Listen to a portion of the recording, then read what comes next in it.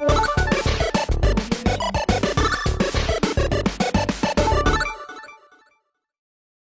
is up, everyone? This is Muhammad Ibrahim, and today we are here at Kirkwood Community College with Shánysí.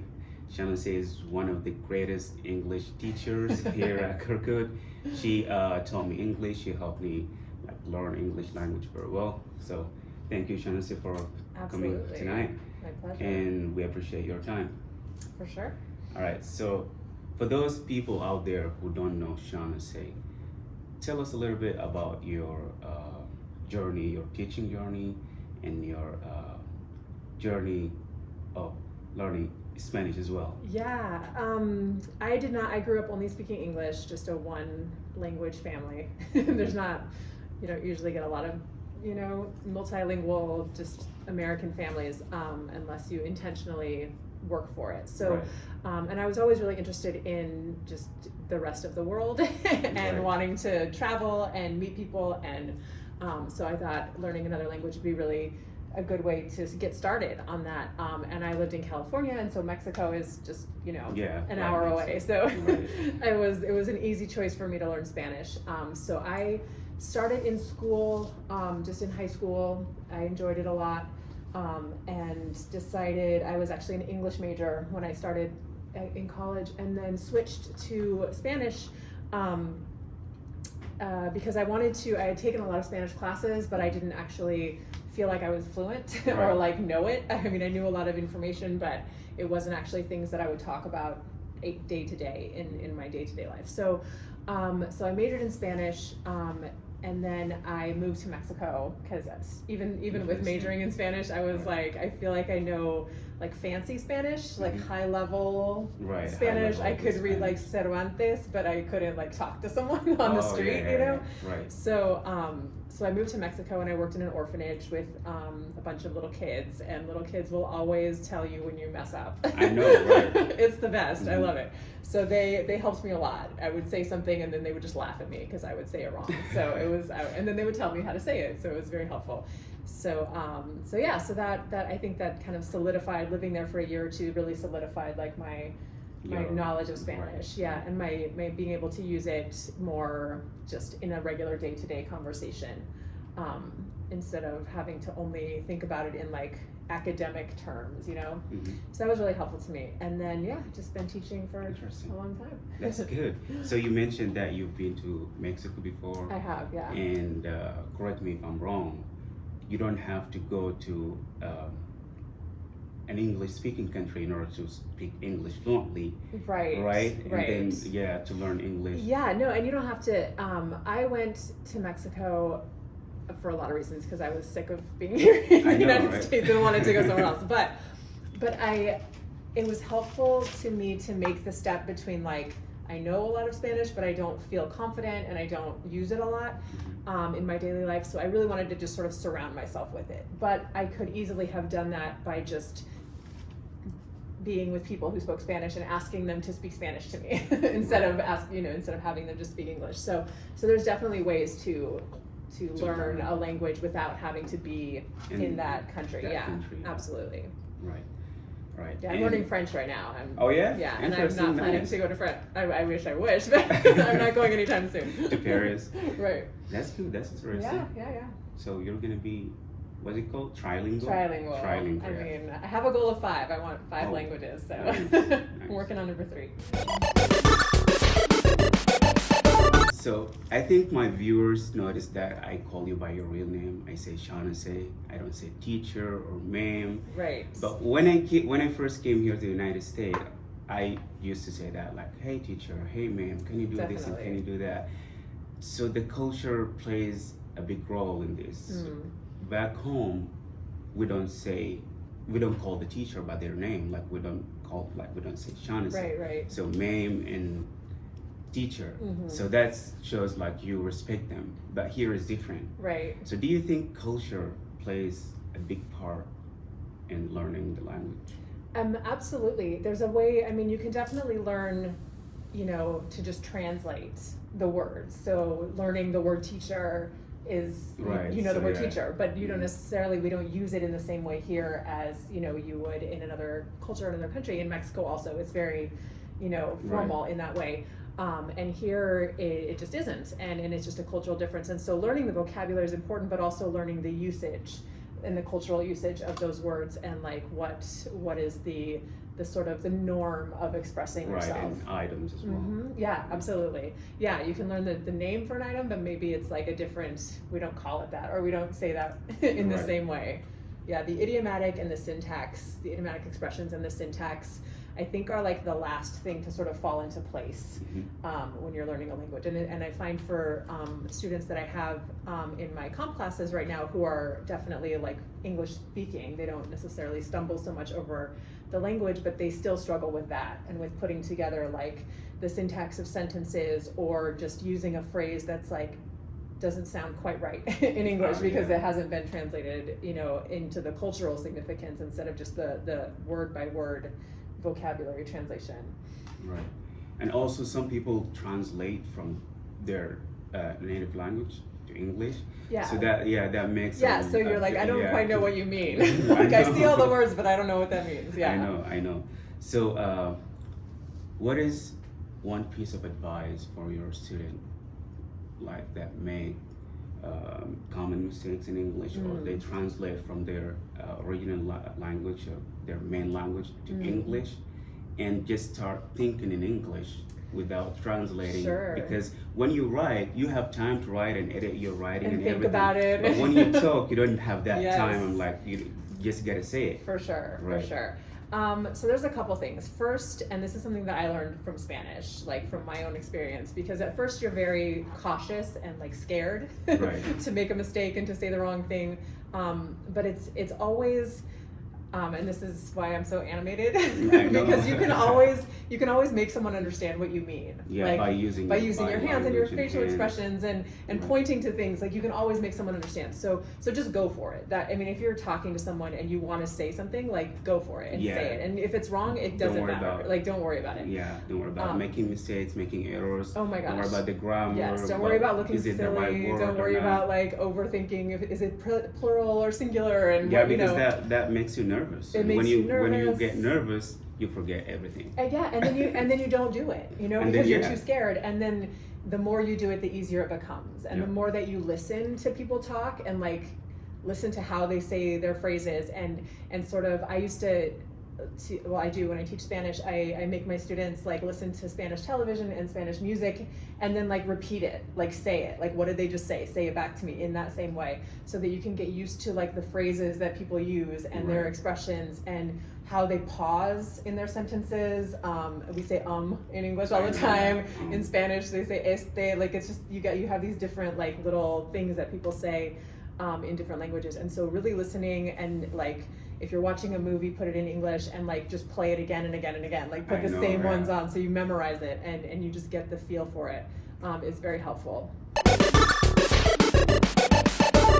Okay, so I know for a fact that you use art in your classes because I've been to one of your classes, and also I saw your YouTube channel, I saw the art that you do, I saw your portfolio and website, and I just want you to give the viewers or the English learners advice to help them learn English effortlessly and easily, and make it fun, more fun. Yeah, by using art.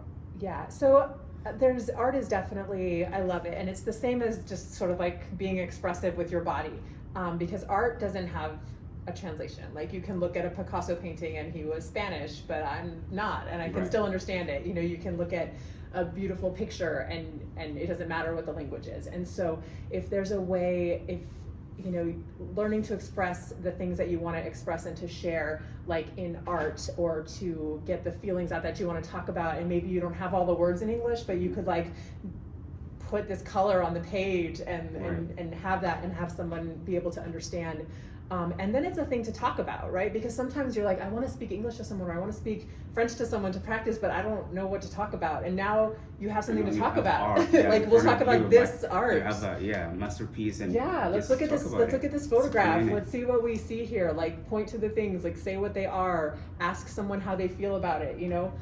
So it's always good to have sort of an anchor to talk about in a conversation, and especially if you're nervous you bring the art, so you're looking at it and you already sort of like know the things that you want to talk about, and maybe you've looked up what those colors are and you practiced a couple things, then you feel a little bit more prepared in having a conversation than if you're coming when you're just, I don't know what they're going to ask me, and you get really scared, you know? So yeah, and then by using art, you just talk about what you know, and you talk about your point of view, and yeah, that helps. It does, it does.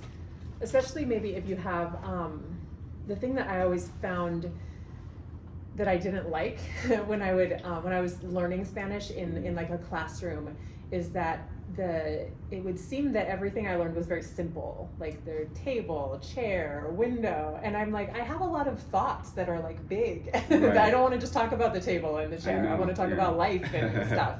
And so having an artistic piece kind of brings up those bigger conversations, and it allows you to learn those types of words that you want to talk about, and to maybe add those to your vocabulary and listen to someone else talk about those things with you, so that you can pick up what they say and sort of like file that away into like, oh, this was a good phrase, I liked it, I'm going to remember this one. Yeah, I know.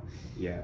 So you know, kids, they just pick up the language naturally from their parents, from their community. It's so unfair. Yeah, I know. That's why it's so unfair. So how can we be just like kids? Just we don't have to worry about the grammar, vocabulary, and then essay, and then putting sentences in the right places and that stuff. We just want to learn the language naturally. So well, I think it's important to define your goal, right? If you are in school and you're trying to get a degree, then maybe you do have to be a little bit concerned about those more technical, grammatical details, right? But if that's not your goal, or if maybe that's step 10 and you're only on step 2, then don't worry about that. Worry about what your goal is. And if your goal is to participate in your community, or your goal is to be able to watch the news, or think about what is your goal, and then what are ways that you can open yourself up to doing those things. So if your goal is to go to the store and like get stuff and not be scared, and then what can you do? You can like be like a kid and make some flashcards about the food that you want, and practice those words. Or you can go with a friend, and like both of you together can work through it. And I used to go with my Spanish, my friends who were learning Spanish with me, and we would make a pact, and we're only speaking Spanish today. Mm-hmm. So we were both pretty bad at it, but we would just be like, well, we don't. This is what we have to do, and so it's more fun, and you don't care if you mess up, and it's there's lots of, when I teach Spanish to college students, I tell them it's like going back to kindergarten, and we're going to sing songs, and we're going to throw a ball around, and we're going to play games, and we're going to do charades, and we're just going to be stupid, and it's going to be fun. I know, that's the definition of art. Yes. So if you use that method, if you like follow the steps that Shánysí said, it will make it easier for you to learn English. Yeah, so, you want to have it be playful, and you want to have it be part of your life. Like if it's something that, if you're everyday habit and that you really want to incorporate, and you want to become fluent, and you really want to like move into that arena where you're not having to worry so much and think about everything, then the more you can like surround yourself with things that speak that language, or that grab a magazine in English and just look through it and see what words you can come up with. You don't have to translate every single word, but pick something up, and put on a music station that you don't understand and try to listen, because music is great because it's slow, like they sing slowly. You can also see the lyrics, and you can read the lyrics, you can understand it, you can listen to it over and over again and really understand it. I used to make myself write a diary every day in Spanish, and it didn't have to be long, but like a little paragraph every day, and it was terrible, and I didn't know half the words, and I had to look them up. But after 2 months of writing every day, just a little 5 sentences in Spanish every day, like it got better, and I learned a bunch of words, and then I looked at it, and I had 2 months of like writing that I had done, and it's really helpful just to kind of, the more that you are able to just immerse yourself in that language, in the culture. Yes, the more that it's going to be easier for you. Right. So I remember when I was with you in Camp 1, and I wrote my first essay, and it was horrible. I know it was horrible. It wasn't that bad. I mean, I wrote the first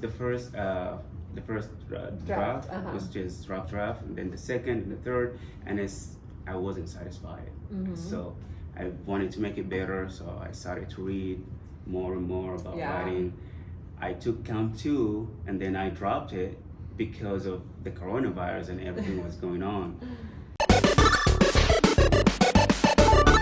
At the end of this episode, Shánsi, what else do you want to add, or what else do you want to tell the viewers out there to help them speak English fluently, easily, automatically, and effortlessly? Okay, so we've talked about a lot of things, and there's a million little things you can do, so do them all. Do whatever one comes to you. But mostly, you need to believe that it's not impossible. Like, you need to go, I can do this. This is a thing. You learned your own language without having to go to school and think about the words. Like, it can come to you. And the more that you are open to listening and repeating and just making mistakes and trying again, the easier it's going to be. And the more that you want to keep on the edge of a challenge. So we don't want to be over here where it's like impossible, and I'm not going to tell you, oh, come to class and speak in front of everyone of my students, and you know that would be scary. That would be too much. But you also don't want to be over here where you're like never speaking English, where you're never trying. And so you want to push yourself a little bit farther than you're maybe super comfortable with, until you get comfortable with that, and keep doing that, and then push yourself a little bit farther. So there's a lot of language learning apps, just 20 minutes a day. A lot of you can make a friend and say, hey, call me and talk to me in English today. Just do whatever you can do to just kind of keep having it as part of your daily life. And you also want to find that balance between your language and the second language that you're learning, because you don't want to mess up your language as well. Sometimes for me, when I've been here like for a year and a half now, and then when I speak Arabic, I mess up Arabic. Like, I translate from English to Arabic. So I lived in Mexico for 2 years, and I came back, and there would be sometimes I just wouldn't remember what a word was. Like I know, like, oh, what's it called? I forgot how to say napkin. Like I just didn't know what the word was. I don't know. So I mean, but I feel like you'll always have your family. You'll always have people who can be like, it's napkin. Like, wake up. But I'm like, that's napkin. That's right. Oh, there you go, napkin. But no, it's possible. It doesn't take tons of money and 50 years. Like, you can do it just a little bit, and step a little farther every day. If I can do it, you can do it. Oh my gosh, if I can do it, please. My kids are learning. You can do it. It's fun. All right. So what if my viewers, or my students, I call them my students, want to reach you and find your work online? So how can they find you? I'm not on I kind of stepped away from a lot of things online. I do teach classes at the Eastern Iowa Arts Academy online, so there's art classes are up on YouTube. I'll put the link down below down the comments.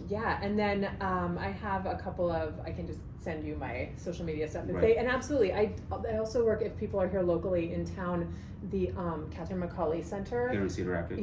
I tutor there also, and there's a ton of resources for immigrant and refugee community, not just language resources, but tons and tons. So it's a great contact there. Yeah, nice. All right.